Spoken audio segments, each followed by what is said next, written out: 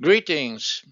It is with pleasure that I will present to you our long-term research concerning spina bifida, neural tube defects, and potential impacts as a cause of ionizing radiation stemming from the Chernobyl disaster of 1986.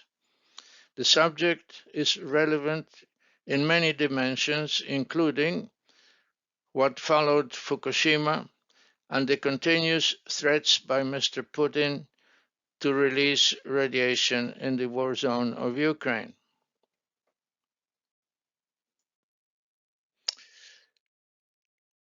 I show you the links so you can get in touch with us. We look forward to hear your comments.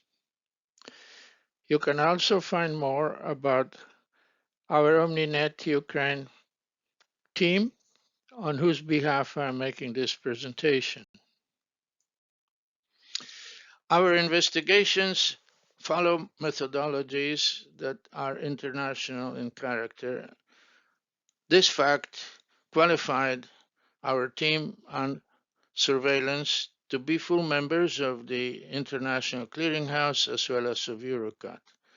We represent the only population-based surveillance system in an area of the former Soviet Union. This particular report presents observations in one province, Rivne province, which is approximately 200 kilometers to the west of the Chernobyl site. This province is composed from two kinds of soils. The northern half are swamps, bogs, wet soils, forested, and sparsely populated. These are the soils contaminated by Chernobyl radionuclides. Further to the south, the other half are soils that are fertile and officially classified as not polluted by Chernobyl. All, of course, are relative terms. Also, you see two circles, which are then nuclear power plant installations, which have been analyzed separately and will be reported separately, but not today.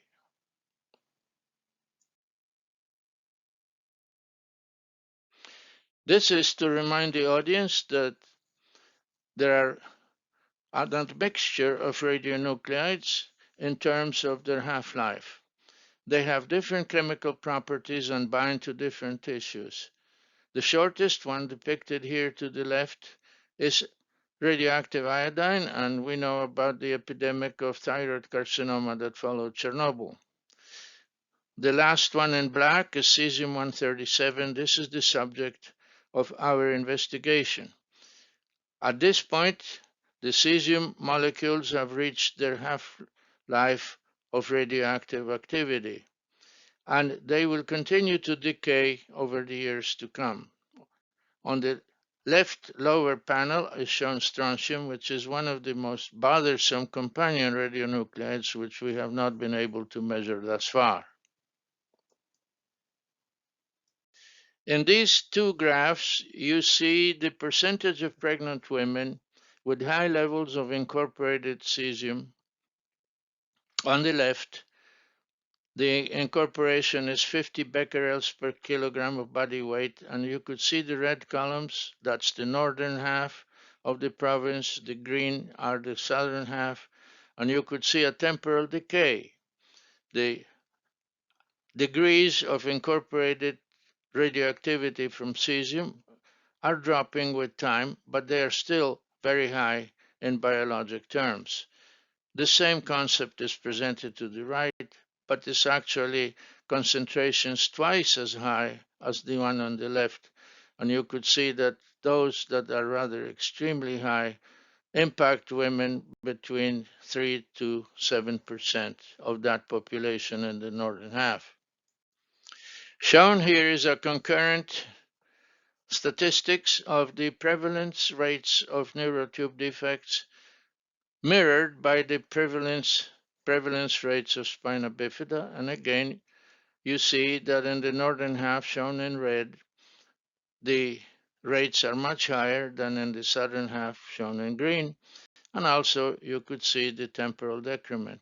In other words, we have two independent measures that are strongly correlated.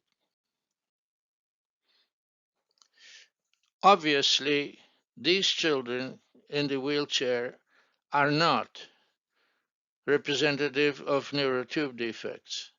They are representative of Mr. Putin's aggression on Ukraine. The association of radionuclides as a cause of neurotube defects is to be proven. Official characterizations deny such possibilities. Our observations sustain such possibility. And it is up to you and us to continue investigating this possibility because it is imprudent to ignore what we see. But we cannot continue just doing science. We must also address humanistic needs.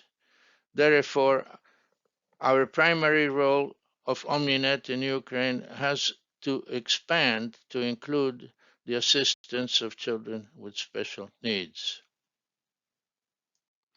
And to do so, because we know of hundreds of families impacted by neural tube defects, OmniNet has expanded its activities toward the distribution of urinary catheters for children with spina bifida. These implements are hard to find and they are expensive, and the number of families seeking assistance is growing from nationwide from one end to the other. Here is an illustration of another distribution site, and we wish to call your attention that medicine and limited to assistance is incomplete without an emphasis on prevention. Every woman that delivered a child with neural tube defects in Ukraine will receive folic acid tablets.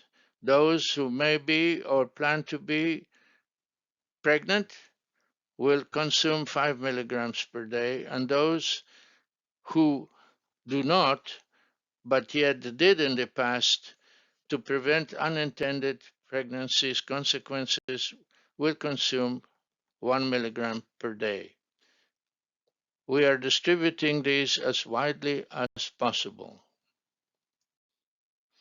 So to summarize, we plead with you to please become our partners. Every penny helps. Contribute for us to be able to continue to help those who need special assistance.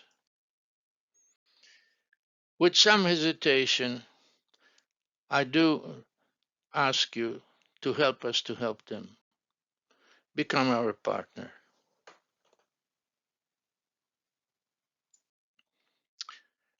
And to meet the goal of making our presentations no longer than 10 minutes, it is time for me to say goodbye.